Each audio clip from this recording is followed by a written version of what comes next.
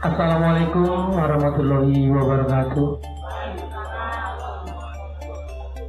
Pertama sekali, marilah kita manjatkan puji syukur kepada Allah Subhanahu wa taala yang mana hingga pada malam hari ini kita masih diberikan kesehatan oleh Allah Subhanahu wa taala sehingga kita dapat berkumpul di rumah saya yang sangat berbahagia ini dalam rangka sosialisasi pengenalan tentang hadirnya Ormas Barisan Republik di masyarakat Kabupaten Asahan. Salawat beriring salam atas junjungan Nabi Muhammad SAW. Mudah-mudahan senantiasa beliau memberikan syafaatnya kepada kita semua hingga akhir nanti. Amin ya rabbal alamin. Bapak Ketua Barisan Republik Kabupaten Asahan yang kami hormati, yaitu Bapak Sofian, Bapak, Ibu-ibu yang saya hormati, kami di sini mengumpulkan, katakan mengundang Bapak dan Ibu-ibu untuk memperkenalkan diri kami, yaitu satu organisasi Barisan Republik yang bertujuannya untuk membantu para masyarakat atau kita semua yang membutuhkan bantuan. Jadi kita hadir di sini untuk membantu menciptakan taraf ekonomi, ya Pak ya. Kemudian daripada itu, saya juga mengucapkan ribuan terima kasih kepada ibu-ibu yang dan bapak-bapak yang telah meringankan langkahnya untuk hadir bergabung bersama kami. Yaitu berikutnya acara kedua, pemaparan. Apa sih Barisan Republik itu? Kan gitu kan? Apa sih visi misinya dan apa tujuan sasarannya? Nah, di sini akan disampaikan oleh ketua kita yaitu Bapak Sofian. Kepada Bapak Ketua, waktu dan tempat kami persilakan. Oh ya, yang ketiga itu nanti ada tanya jawab Bu. Apa yang Bu tanya unek-unek segala macam, jangan coba ngomongin lagi deh, kita terus. Nah, kepada Bapak Ketua, waktu dan tempatnya kami persilakan. Assalamualaikum warahmatullahi wabarakatuh.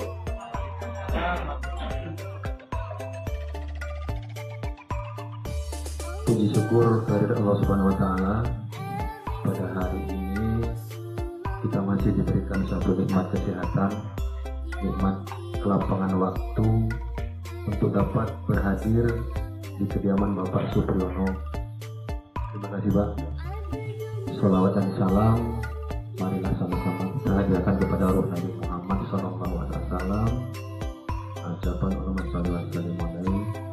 Semoga dengan memperbanyak salawat kepada beliau kita masih menjadi umatnya yaumil masyar alamin ya rabbal alamin.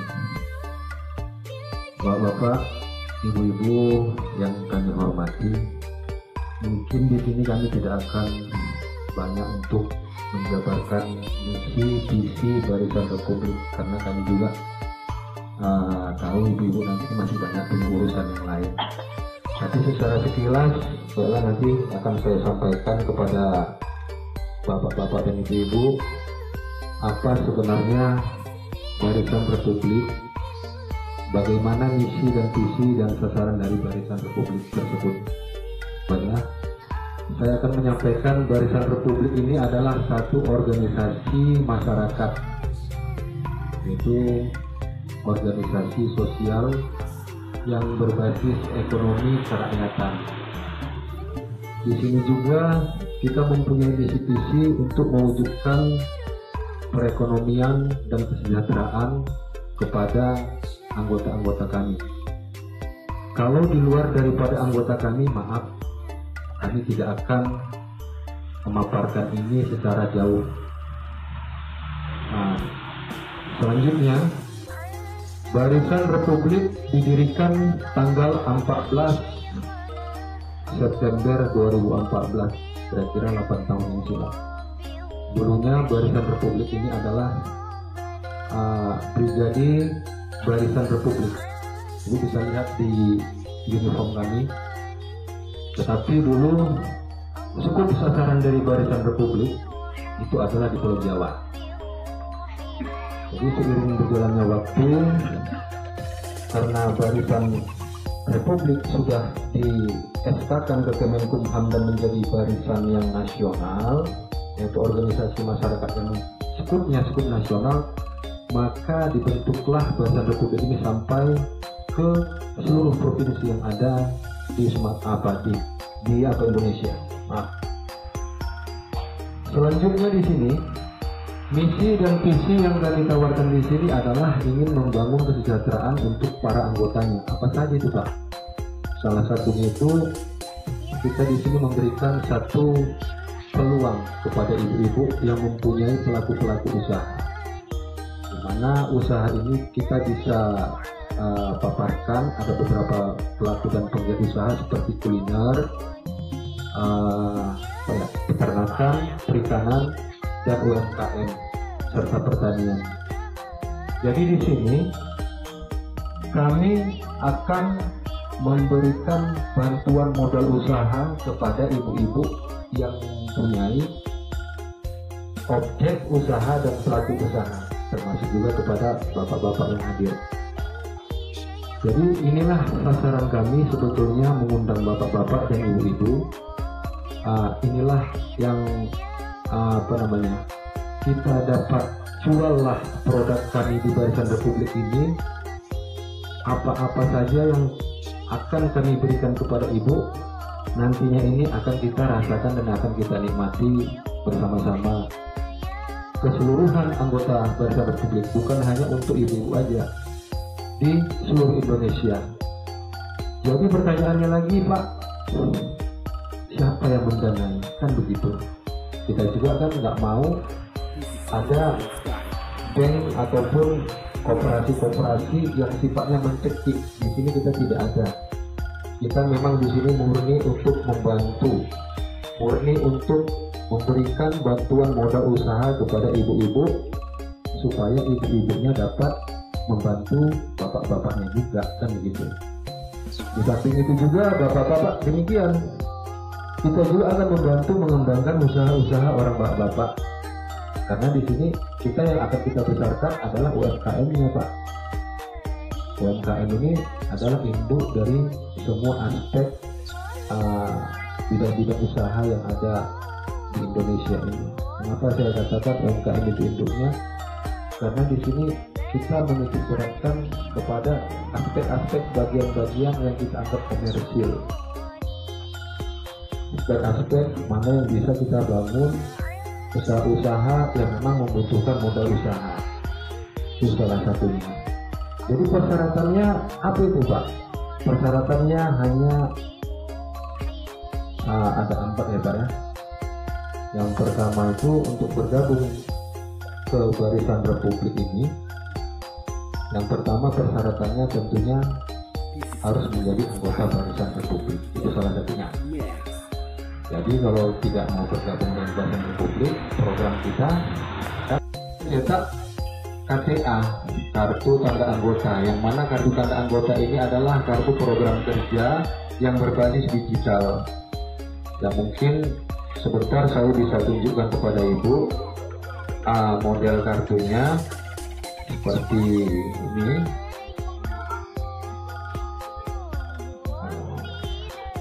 Seperti ini, Pak. Seperti ini.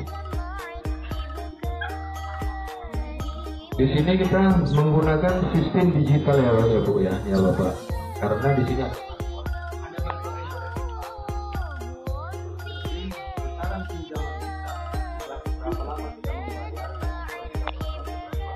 ini nanti akan secara otomatis kita bisa input, karena kita juga nanti akan dibekali mesin seperti briling itu, tinggal tempel berapa pinjaman ibu, alamat ibu di mana, usaha ibu apa, besarnya angsuran ibu berapa, nanti kita akan tahu, dan secara otomatis ini akan link langsung ke DPP.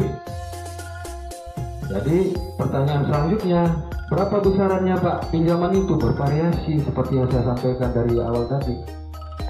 Ada yang 5 juta, ada yang 10 juta, ada yang 15 juta, ada yang 20 juta.